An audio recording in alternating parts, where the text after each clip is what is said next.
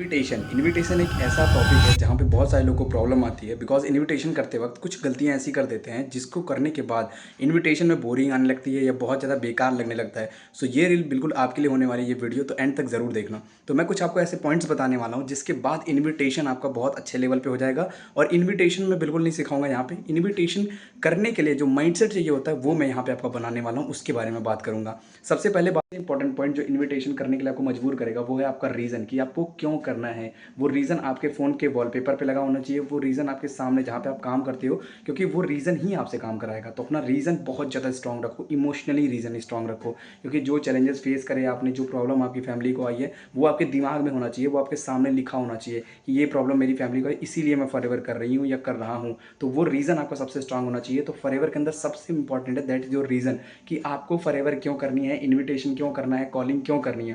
क्योंकि बहुत सारे लोग ऐसा होता है कि सुबह सुबह उठते हैं और कॉल करने लग जाते हैं, उनको पता ही नहीं कॉल क्यों करनी है, क्या ज़रूरत है, मैं क्यों कॉल करूँ। तो आप अपना रीज़न क्लियर करो कि आपको कॉल क्यों करना है, किसके लिए कॉल करना है, क्यों पैसे कमाने हैं। वो चीज़ अगर क्लियर हो गया ना तो फिर आपको कितनी भी प्रॉब्लम आई आप कर जाओगे। बात करूँ अगर आप इन्विटेशन करने जा रहे हो तो आप मॉर्निंग के टाइम पे प्रेफर करो इन्विटेशन करना, और रात में लीड जनरेट करके रख लो, ताकि सुबह होते ही आप सबसे पहले ट्रेनिंग लगाओ अपने सिस्टम की और उसके बाद देन आप इन्विटेशन करो। सेकंड थिंग माइंडसेट, माइंडसेट किस चीज़ का, माइंडसेट ये होना चाहिए आपका कि हर एक पर्सन आपके साथ काम स्टार्ट नहीं करेगा। पहली चीज़ तो ये समझ लो, क्योंकि हर किसी को भीख भी हर कोई नहीं देता है, तो हर कोई काम भी स्टार्ट नहीं करेगा। सेकंड पॉइंट, आप ज़्यादा लोगों के साथ बात करो एक्सपेक्टेशन। बहुत सारे लोग फॉरएवर बिजनेस के अंदर बहुत ज़्यादा एक्सपेक्टेशन रख लेते हैं प्रॉस्पेक्ट से, जिसकी वजह से वो बाद में बहुत ज़्यादा नेगेटिव हो जाते हैं, बहुत ज़्यादा डीमोटिवेट हो जाते हैं। तो ज़्यादा किसी भी पर्सन से आपको एक्सपेक्ट नहीं रखना है कि ये पर्सन करेगा ही करेगा। नेक्स्ट पॉइंट की अगर मैं बात करूँ इसी तरीके से, तो आपने क्या करना है, अपने इन्विटेशन को ना रिकॉर्ड करके खुद सुनना है कि आप बेटर इन्विटेशन कर पा रहे हो या नहीं कर पा रहे हो, आपकी वॉइस कैसी है, कब अप करना है, कब पिच डाउन करना है, वो चीज़ आपको पता होना चाहिए प्रॉपरली। और एक चीज़ और ध्यान रखो, देखो सबसे पहले फॉरएवर जब आप आते हो ना, सबसे पहले स्किल के ऊपर फोकस करो, ज़्यादा से ज़्यादा चीज़ें करने का ट्राई करो।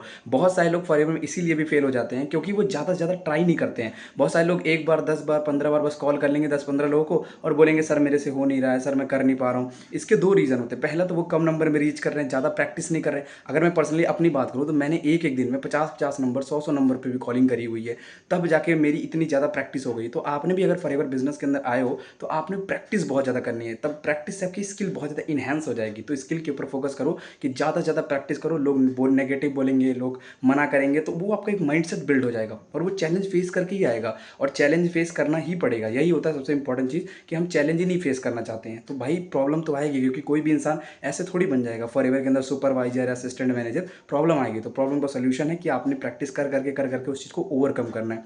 हर किसी को रिजेक्शन आती है, मुझे भी आई थी, सारे सीनियर को भी आई थी, तो आपको भी रिजेक्शन आने वाली है। तो अपना माइंडसेट रखो, ज़्यादा किसी से एक्सपेक्ट मत करो और अपना 100% दो। फॉरएवर बिजनेस के अंदर अपना 100% दो अपनी तरफ से, बाकी सब भगवान के हाथ में छोड़ दो। इंपॉर्टेंट बात, और इनविटेशन करने के लिए आप टाइम फिक्स कर लो कि किस टाइम पे आप इनविटेशन करने वाले हो, बिकॉज बहुत सारे लोग अलग अलग टाइम पे इनविटेशन करते हैं और बहुत सारे लोग कई घंटे घंटे तक इनविटेशन करते हैं। तो आप क्या करो, अपना टाइम फिक्स कर लो कि मैं इतने बजे से इतने बजे तक इनविटेशन करूंगी और तभी जाके मैं काम अच्छे से कर पाऊंगा। तो सब लोग अपना टाइम फिक्स कर लो। अगर आप देख रहे हो वीडियो, कोई भी इंसान परफेक्ट नहीं होता है एक दिन में, हर दिन प्रैक्टिस कर करके परफेक्ट होता है। और हर किसी को प्रॉब्लम आती है, हर किसी को चैलेंज आती है के अंदर। हर एक जगह पे लॉ ऑफ एवरेज लगता है, चाहे वो बिजनेसमैन हो चाहे वो एक्टर हो, हर एक लाइफ के अंदर लॉ ऑफ एवरेज लगता है। तो आप भी अपना लॉ ऑफ एवरेज समझो कि आपका क्या लॉ ऑफ एवरेज है, आप कितनों को कॉल करते हो, कितने उठाते हैं और कितने। आपने रील अच्छे से देखी होगी एंड काफ़ी चीज़ें आपको समझ में आई होंगी। बाकी ऐसी और रील देखने के लिए पेज को फॉलो कर लीजिए एंड रील को सेव कर लीजिए ताकि ये रील आपसे खो ना जाए। बाकी मेरी तरफ से इतना ही, ऑल द वेरी बेस्ट।